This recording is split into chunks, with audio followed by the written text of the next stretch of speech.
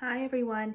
Today I want to start to talk about how we're going to write our fairy tale. We've been working very hard on coming up with our ideas, like our setting, some of our characters, and you might have already thought about what you want your story to be. So we also did this graphic organizer. I made this based on all of the things that I drew last week. So this was easy peasy. Characters, I already picked out my characters and I already wrote a little something about them. So I was able to put that here. And then setting, I was able to use what I drew and what I made to write the setting. You can add more details in here to help you out, or you could just say what the setting is. A lot of stories have more than one setting. You might start in a forest, but then you might go somewhere on an adventure. If your story has more than one setting, you can write another setting down here. A setting can also be somebody's house. It can be out in the grass, out in a field. There's lots of different things that your setting could be. Next, I wanted to come up with a problem. So using these characters in this setting, I had to think of a problem. So I made up a problem and I wrote it down here. I said, Tia finds the secret forest where her sister Mia lives and tries to turn her into an evil witch. She kidnaps her and the snake's eyes hypnotize Mia. So that was my problem that I came up with. And I also came up with a solution. And this, I don't have to write the whole story in here. This I could just write some notes to give me ideas because I'm going to use this to write my full story later on. The solution is where I said, Pixie notices Mia is missing and goes to find her. Pixie's fire turns the snake into a beetle, and both girls come out of a trance and fly home with the dragon. So there's my graphic organizer. This is my plan for my story. My next step is to turn this plan into a story. So let me show you how I did that. Like a lot of fairy tales, I started mine with the words once upon a time. I also said in a faraway place. You could start it however you'd like, but a lot of fairy tales start this way. Okay? The first thing I did was introduce my characters and my setting. So the purple, anything underlined in purple is when I talk about my characters, and anything underlined in green is where I talk about my setting. Once upon a time, in a faraway place, there was a powerful elf princess named Mia. She lived with her dragon Pixie in a magical dark forest. And here I just copied everything I wrote on my first page from last week. So all of this describing my setting, I just copied it down here. Then I ended by saying Mia and Pixie loved their home. So this is how we introduce our story. It's an introduction. We say once upon a time, and we talk about the characters, and we talk about the setting. So for our first day of writing, this is all you need to do. Start with once upon a time, talk about your main characters, your good characters, and your setting. Okay? So you can press pause and work on your first page, or you can keep watching to get an idea of what we're going to do next. Okay. So after we introduce our characters and our setting, we're ready to talk about the problem. So I have the problem in red here. Remember, purple is where I talk about our characters. So this purple is going to be introducing our evil characters. Let's read it to see what I'm talking about. All right, time to introduce the problem. One day, Mia was out flying with Pixie when suddenly the sky got dark and a cold wind almost blew Mia off of her dragon. They went to their treehouse to see what was going on. Mia couldn't believe it.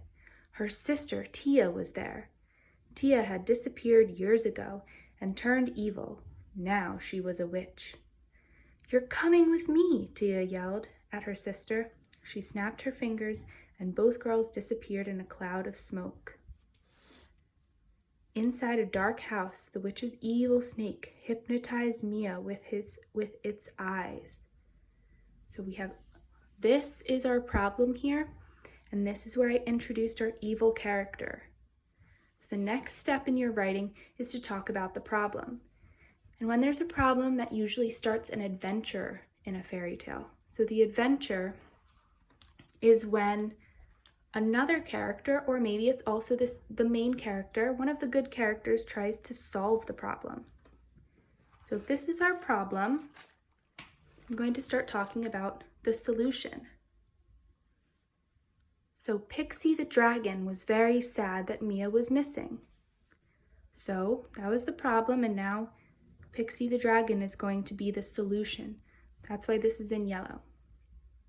She flew away to find her. After days of searching, Pixie heard Mia's voice and followed it to the witch's dark house. Here I wrote another problem. You don't have to do this if you don't want to, but a lot of times we have more than one problem in a story. So we had the problem that Mia was missing, that Tia took her. Here's another problem now. But Mia wasn't happy to see Pixie. "Go away," she said. Mia was wearing a witch hat, just like Tia, and she was petting the evil snake. Did Mia turn evil too? So here's her next problem. Not only did Mia go away, but now it looks like she also turned evil, just like her sister. Which means we have to keep talking about the solution. So on my next page, I'll solve the problem. So at this point, if you want to pause and write about the problem, you can write that. You can have just one problem, or maybe you have more than one. After you describe the problem, you're ready to think about how you're going to solve that problem. So that's a different day of writing. Okay, this is a lot of writing, but we're going to spread it out across different days.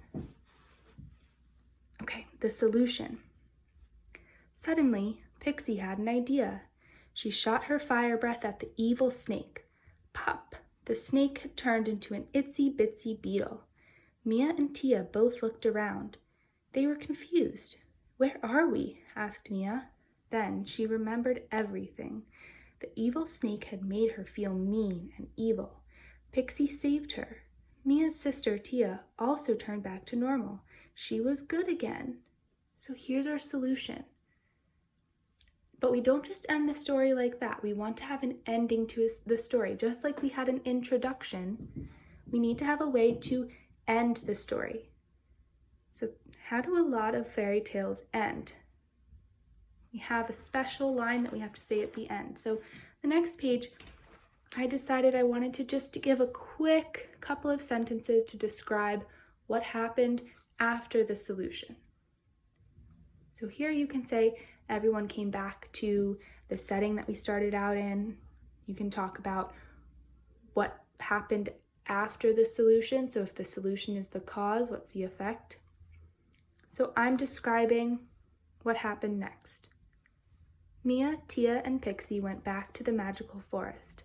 Mia had her sister back. Everyone was so glad to see Tia again.